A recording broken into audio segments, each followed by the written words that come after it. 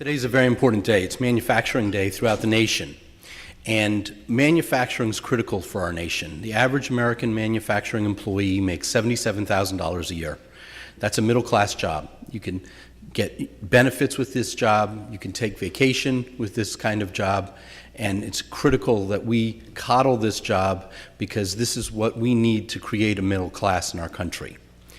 Maryland has received a very bad grade from a third-party, independent, academic organization. And we want to today explore what we could do to go from our poor grade of a D, so what we can do to become an A. We are an A state. We should have an A manufacturing climate. If we could have that kind of climate, we could grow more jobs in our state, and we could pay our people better, and we could thrive as a state. If we have more money coming in from all this prosperity, we could afford many more social programs. But first you have to have the jobs. We have to get people off unemployment, have dignity, and creating wealth for our nation and for our state. Michael Hicks, he's a doctor from the Center for Business and Economic Research, and he's a professor at the Miller College of Business at Ball State, is a wonderful person because he is getting to the crux of what our problem is as a nation and which states have got it and which states don't. We have to create the ecosystem so that we are an A state. Dr. Ball has figured out and has graded all the different states in his academic study, and he worked at the Air Force Institute of Technology and has also worked at Marshall University and University of Tennessee. He's going to help us today sort through, step by step, how he came across his academic study and how we fare, where we're strong, where we're weak, and how some of our fellow states have performed. Thank you, Dr. Hicks. We look forward to your presentation.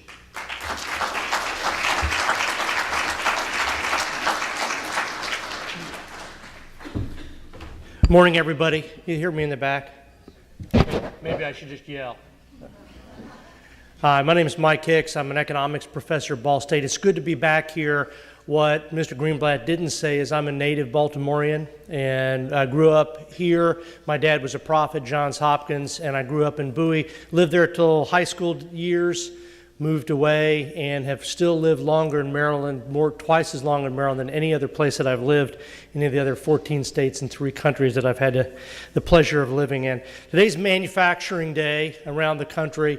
And this is an opportunity for us to talk a little bit about the industry. And so I'm going to do a couple of things today.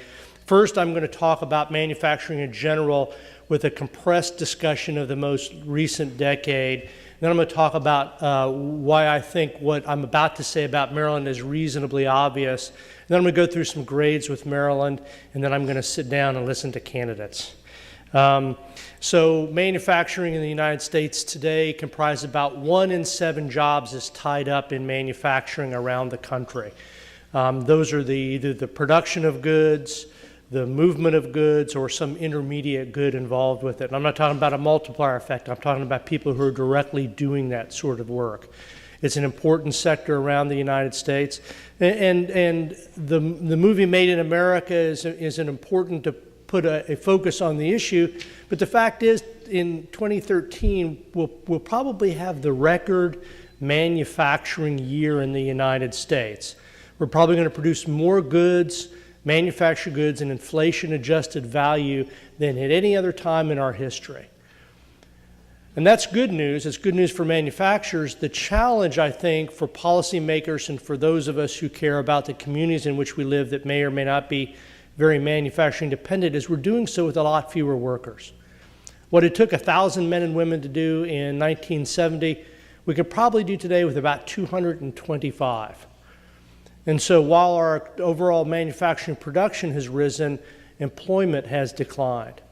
And that's important because the skills that we typically have seen in manufacturing have yielded a middle-class job, an opportunity to live the lifestyle that many of us grew up in and understand in terms of material consumption, and stability in a household. And so those things are somewhat in question today, and I think manufacturing plays a role in understanding that. Here in Maryland, manufacturing growth was fairly static in the 1980s and 1990s, both as a share of the economy and in absolute size. It bumped up and down from year to year as you saw some turbulence. And then, like in much of the rest of the country, there was a manufacturing renaissance a little over a decade ago. It began right after 9/11. It really took off by 2005 and 2006 and came to an arrested stop in 2008 in some areas. Okay, and so there is some speculation today what caused that manufacturing renaissance. We have a study that actually measures the size of what's called total factor productivity. Another term for that is the magic juice of economic growth. All right, the capacity for manufacturing managers to combine workers and capital and natural resources to grow the economy. Excuse me. And that really took off in the middle part of the last decade. It didn't really translate into a lot of job growth, however. We saw in places where there was a very old manufacturing center, particularly in the Midwest, we saw a contraction of jobs. And then we started to see that in earnest in 2008, 2009, up through the present in some places such as Maryland. The speculation surrounding this productivity growth is simply that it was probably caused by information technology finally making it to the floor of manufacturing facilities around the country. So the large facilities that had been populated from my youth, or when you were younger, of a large labor-intensive factory went away. Not ironically, in 2006, the share of manufacturing employees who had been to college hit 50%. Let me say that again, because this shocks a lot of folks. The share of manufacturing workers nationally who had been to college, either had a degree or had some coursework, hit 50%. And it's now like 65%. So there was a shocking transformation of the labor force from relatively uneducated, 70-80% in the mid-90s that had not been to college, virtually 100% in the mid-70s, to now about 35% have not been to college. And so that corresponds neatly with the notion that the information technology boom that many of the rest of us saw prior to the mid part of the last decade really captured manufacturing at that point. All right, so I'm going to talk a little bit about that experience in Maryland. And though I think really much of what I'm going to say doesn't need a study, it doesn't require an academic analysis, and that's what we do. This report card that I'm going to talk about shortly was commissioned by a group called Connexus in Indiana. They wanted a national comparison. Their interest is in human capital. We have in Indiana a very different problem about manufacturing than is common around the country, and they're very worried about their score in human capital. So I get to go back and replay the human capital dimension in Indiana today, so they're going to be very unhappy with me because they didn't do very well. But what I'm going to say about Maryland, I think, is relatively obvious. So in the middle part of the last decade, we saw a big growth in manufacturing exports. They almost doubled. We saw stability in employment and a very rapid growth in manufacturing production. Part of that is bubble. Part of that is simply some opportunities to manufacture here that manufacturers exploited pretty quickly. In the mid part of the last decade, manufacturing accounted directly for about $640 million or $0.6 billion in taxes, indirectly by about $1.9 billion in taxes, and that is the taxes paid by employees of the manufacturing firms. And so that together was about 18% of the total tax haul for Maryland in the 2007-2008 time frame.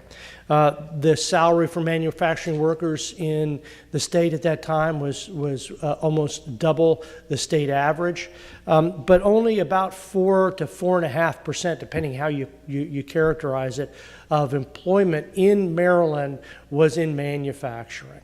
And that was 135,000 or so jobs. in 2007-2008 timeframe. The Great Recession swept away bad manufacturers. They swept away bad manufacturers around the United States. Manufacturing productivity exploded in 2008 and 2009, not because workers in factory were doing so much better, but there was a profound loss in those factories and in those employees who were not productive. So during the boom times of 2005 through 2007, lots of factory floors and shops and lots of workers were employed that should not have been under normal times. The recession shook that out. The recession shook that out quickly in Indiana, in Ohio, in Wisconsin, in western Pennsylvania. The period since the Great Recession has been one of manufacturing resurgence. So manufacturing employment in Indiana is up from where it was in 2009. Manufacturing in Michigan is up from where it was in 2009. Excuse me, and logistics has followed suit. Through much of the western heartland, what we usually call the Rust Belt, we've seen a pretty good manufacturing resurgence. That's not true in Maryland. In Maryland, manufacturing employment took a spectacular decline in 2000. Oh, thank you. A spectacular decline in 2008, 2009, down by almost 20%. The decline has continued since then, and so there's been no manufacturing recovery in Maryland. In terms of aggregate employment, some businesses are doing quite well. Individual firms are hanging in there, but as an overall sector, that has not occurred. And that's problematic because that 4% of employment, now just a tad bit under 4%, is paying 18% of taxes in the state of Maryland. And so if you're a public official worried about tax revenue, the health of the manufacturing sector is disproportionately important to you. All right. And so with that, I think I'll go on to a grade report. And before I start, let me just tell you how this matured and what we're trying to do with this. I'm a college professor, so I love giving grades. I actually kind of enjoy giving Fs. It makes me feel good. I had a few of them myself. So what we do in this scorecard is we're not trying to generate policy adjustments. We're not trying to promote manufacturing. What we're trying to do is explain conditions here. And I'll take an example. I would never be a specific advocate of a tax policy or a specific advocate of a regulatory policy. I would ask that residents in communities that are affected think about the balance of effects that they're feeling. There are many places that do well with very high taxes. There are other places that do very well with very low taxes. The evidence of doing well would be the employment growth that you're seeing in the sectors that you think are important to your economy. And if they're not growing well, then it's, I believe, as I have said before, relatively obvious. You don't need an economist to tell you that something's out of balance, and that reconciling that balance is a shared decision. You don't need a professor from a manufacturing state to come in and tell you that. And so with that, what we have done is look and examine at a number of factors using the best available published research on business location and expansion decisions. This is primarily academic research, right? But we have also talked to a few site selectors about the variables that they think may be important or of emerging importance. There was none that the site selectors picked that we hadn't already seen in the academic research. That's good for economists. And I've authored some of this, but certainly not all of it. And so we've broken down the grades, not as an overall manufacturing grade, but one that measures the market outcomes of manufacturing and logistics, including infrastructure. We've looked at human capital, which measures not only the stock, but the flow of educated workers within a state, the cost of worker benefits, the tax climate, the expected liability gap, which is really the a predictor of future tax increases based on unfunded liabilities at state and local levels. Global reach, which not only measures the exports, but also the breadth and the durability of an export base. Productivity and innovation as well. And so those factors are what we have tried to give as a balanced scorecard so that instead of giving a single grade for manufacturing, we can look at different areas and see how a region stacks up. And I'm going to show you some maps. This website, this slideshow will be posted later today at my website. I'm sure Michael will be happy to share it of you the slideshow by email. You can also see an interactive website explaining all these things. But what you'll see that should grab you right away is how much regional homogeneity there is, how much regions tend to be an awful lot alike. So you look at the Midwest, you look at the desert Southwest, you look at the Southeast, you'll see them alike. Places that are doing particularly well in manufacturing tend to look a lot different in some important ways than their region. And then also manufacturing firms that are in states that are doing particularly poorly in some major areas have also performed less well in terms of the things that we as citizens care about manufacturing, right, which is job growth and tax revenues and production that supports all of those good things. And so without any further ado, I think I'll go to the first slide. This is manufacturing overall. I gave Maryland a D. And you can see that there are worse states around you, and this in terms of share of total employment, I think is the major reason that Maryland didn't do well. But also other areas, the overall wage for individual manufacturing workers is not as high. The wage premium for manufacturing here is not as high as it is in other states. Next slide, please. Moving on to logistics, and logistics is obviously an area that's closely tied to manufacturing, and for a state that has a seaport and a great deal of rail and road activity, a number of airports, a D score here, or D grade is not welcome. I would point out that while many of you have heard statistics about the logistics industry's strength in Maryland, that's based, I think, on a not very good series of data on manufacturing exports out of Maryland. There are really two different data series that the federal government prints. You can't get them today for some odd reason. All the websites are down. But one actually measures exports out of the place that they're manufactured. So a product manufactured in Wisconsin that is exported out of a port in Virginia or Maryland or Long Beach, California, is measured as an export for the state of Wisconsin. The other data series, which is an older series, which is because data requirements were very much easier, measures the point of shipment out of the United States. In that port of shipment data, Maryland's going to do really well. You have a seaport. If you go to Ohio, they don't have a lot of seaports. They got access to the ocean, but they don't have any seaports, so they're going to do fairly poorly. The fact is, the exports of manufacturing in Maryland are about 12% of manufacturing, and manufacturing is about 4% of your overall economy here in Maryland. Overall employment, about 18% of tax dollars, 7 or 8% of your overall economy. And so that's not a large share given the proximity and potential cost of exports. Also, the logistics score here looks at per capita measures of infrastructure and availability of infrastructure. Maryland ought to do pretty well in that, but the size of the logistics industry in Maryland is relatively small given its population, and so that combined for the state to receive a D. Now, those are bad scores, right? By the way, I give a bell curve of A's and F's. So there's an equal number of A's, an equal number of F's, an equal number of D's and B's, and an equal number, well then, a nice round bunch of C's. Let's move on to some areas that Maryland does pretty well in. Let's go to human capital. All right, human capital is important. It's important for manufacturers because, as I noted before, manufacturing employment today is so very intensely related to educational attainment.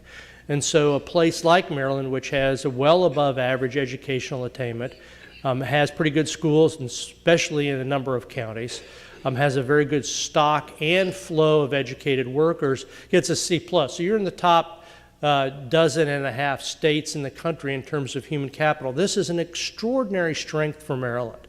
and will continue to be extraordinary strength in Maryland. It offers Maryland the opportunity to have an abundant path of skilled workers for manufacturing, and particularly in times like these where unemployment rates are fairly high, finding skilled workers here, as hard as I'm sure many manufacturers feel it is nothing compared to the challenges that, for example, Mississippi feels, or Indiana feels, or Iowa feels. So the combination of a pretty densely populated state and a high, at least in areas, and a high human capital is a great strength for Maryland. Let me go on to benefit costs.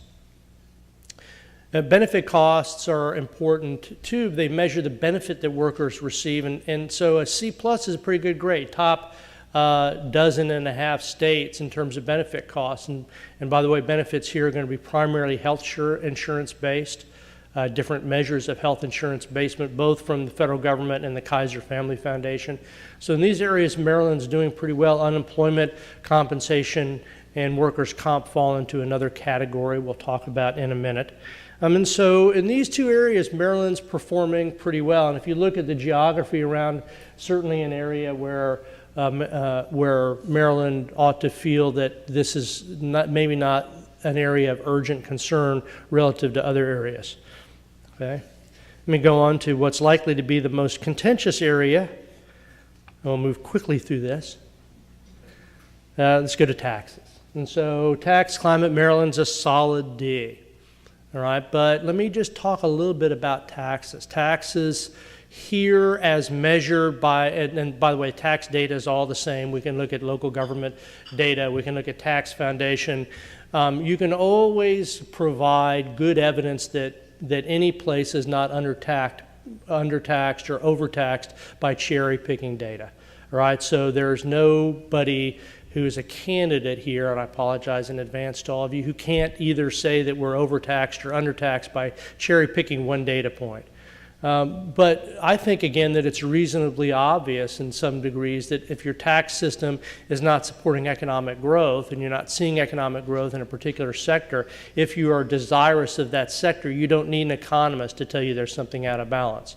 And again, many places that are high tax grow very well, and many places that are low tax grow very well. It's a matter of balancing the quality of public services with that tax rate to lure the businesses that you might be interested in. There's a lot of strategies to do this. More local government control that allows tax rates in the Western Panhandle to be different than tax rates in Montgomery County. We talked about that earlier. We talked about it with many groups. And those are the considerations, not just pure tax reduction that I think you need to think about. That being said, a D in taxes matters an awful lot when labor is fairly available around the country. So despite the fact that Mississippi gets an F in grades for human capital, their tax ranking looks pretty good. So there are plenty of available workers in Mississippi right now, or Kentucky, right, or Indiana, places that have done poorly in the areas that a lot of manufacturers may care about in the long run. But today, there's plenty of educated and skilled workers to walk in those factories. What matters is taxes today, to some degree, even with incentive systems, which may push those tax systems into later years. But also are the benefit costs, or excuse me, the expected liability gaps. I'm going to go to the next slide, please. Expected liability gap for Maryland is a C. And there are 50 states today that have, all but 3 or 4 have some unfunded liability. I don't believe Minnesota and Vermont have unfunded liability of some consequence. But for only 5 or 6 of those, this unfunded liability is not an issue. The level of unfunded liability, in other words, does not provide a lot of geographic variability and firm location choice.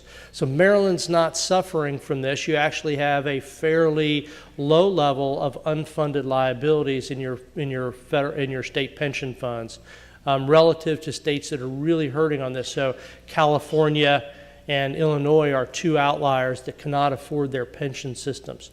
All right, so in Maryland, the per taxpayer unfunded liability is in the $3,000 to $5,000 range, depending on how that is counted.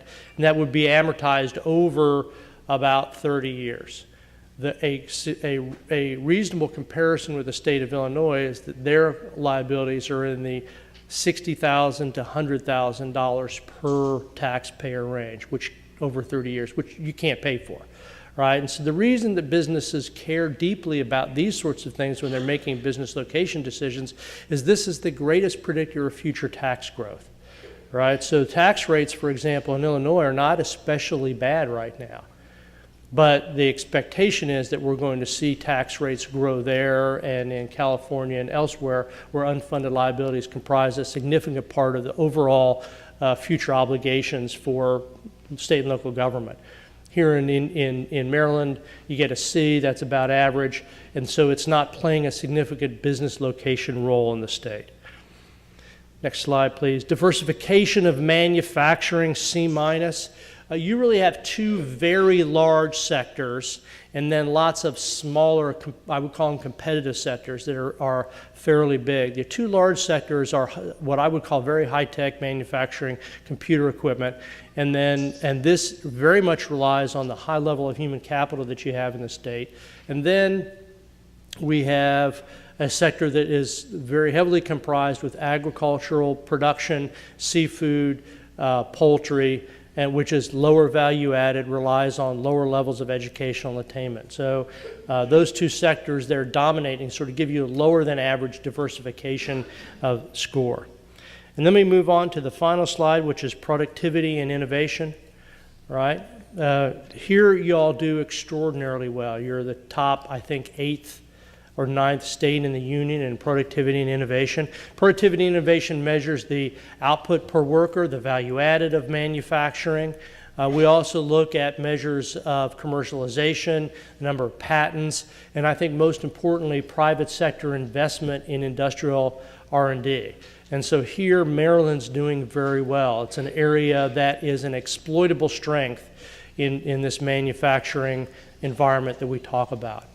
And so with the next slide, I give you a regional comparison, right? And I'm not trying to join Governor Perry in calling for a tax competition here. I'm just not about that sort of thing. But I think it's important to try to understand if you feel that economic activity is passing Maryland by in some areas that you would like to see. If you're not seeing growth in areas that you think are particularly important to the state, why might that be and what are the roles of that? And I think if you're looking at manufacturers, despite being footloose, usually don't just pick anywhere in the northern western hemisphere. They have a region that they're interested in. There are natural resources, there are energy costs that they're interested in the region. So they're making decisions about, let's say, the Baltimore, Washington, D.C. area, then the peculiars of the tax environment, the peculiars of the physical plant, be it a manufacturing headquarters or facility, are going to drive that location decision. And so being very much different than your neighbors is sort of a concerning point. I know that there has been plenty in the news about that in Maryland, and I just think that that's an important thing to compare.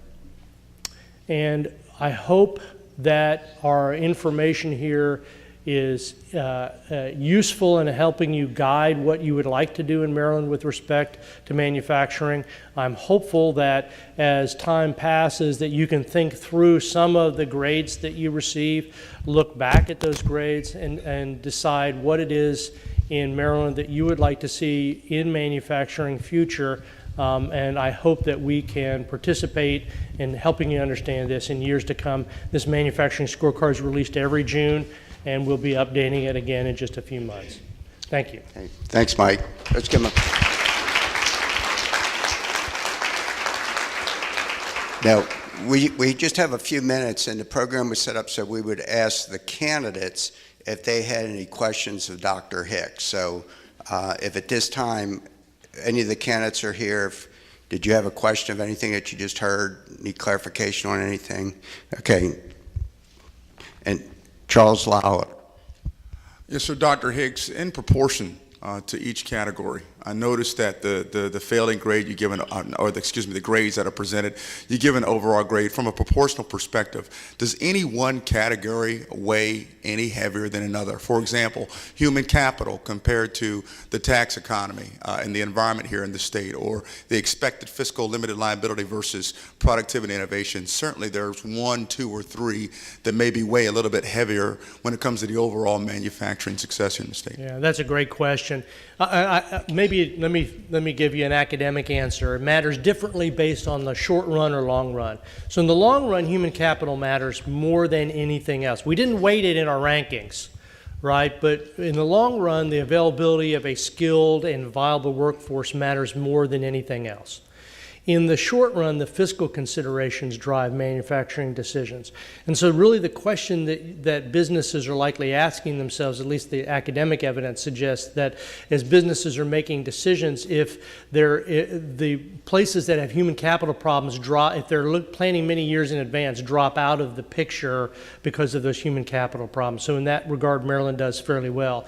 And then as you get closer to the decision to expand or relocate a facility, the fiscal environment tends to matter more because that's a more urgent effect on your bottom line. And as a consequence, those two really, the combined benefit costs, fiscal environment, and the expected liability matter much in the short run. One thing we don't have in here are energy costs as well, and we intentionally omitted these because so many energy costs for manufacturing firms vary so dramatically based on their production technology. Everybody has workers, not everybody uses vast amounts of electricity or natural gas or coal, and also it's not readily visible because so much of the cost of those are actually private contracts with suppliers. So those things matter as well, and more in the short run.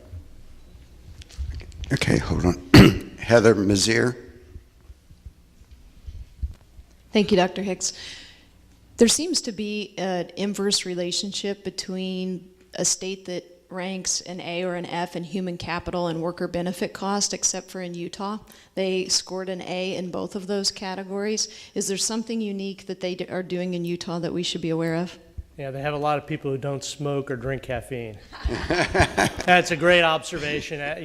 Not flippantly, Utah, in any measure of health, when we measure human capital and we measure benefit costs or healthcare outcomes, it turns out that the same grade that you would give a state on or a region on, say, educational attainment is almost a perfect correlate of how they do in healthcare issues. So we actually are publishing a UN Human Development Index for much of the country over the next year or so. And so every county that does really well on education also does very well on health. And so you tend to do better in those two areas. Utah is an outlier, right, because there's one religious group in Utah that doesn't smoke and doesn't drink caffeine or alcohol, and those are very big contributors to poor health. Any other questions? Okay, Delegate Ron George. Good morning, Dr. Hicks. Thank you so much for your study. I had just put on my 10-point plan for Maryland, my platform about manufacturing, and your study came out like a couple weeks later, and I right away hit it out there. And it seems very factual, and it helped us have another viewpoint. What subsectors of manufacturing are the strongest across the country? We're seeing growth in, believe it or not, transportation production. So the automobile industry is returning. We're seeing a great deal of growth in what you would call high tech, or the parts to a cell phone that are being manufactured here, and computer parts. It's very difficult to decompose how much of this might or might not be made in America or anybody else's smartphone, because so much of anything that's manufactured today is part of a global supply chain. And so even with the rules that the Federal Trade Commission has established, it's hard to say when you see the final product. But employment growth in automobile manufacturing, anything that's sort of high-tech related. Think about parts to medical devices. right, are an area that we've seen a lot of growth because we're consuming more of those. So the manufacture of artificial knees and artificial hips and in any of those disposable medical areas tends to be heavily concentrated here. Makes sense. Things that are not really dependent on a great deal of skill, like a ball bearing, are more likely to be manufactured in a place that's less, has lower labor costs. Things that require high levels of human capital are going to more likely be manufactured in the United States. Okay, any other candidates? Okay, listen, at this time, and Michael, again, let's all give him a big applause. Thank you.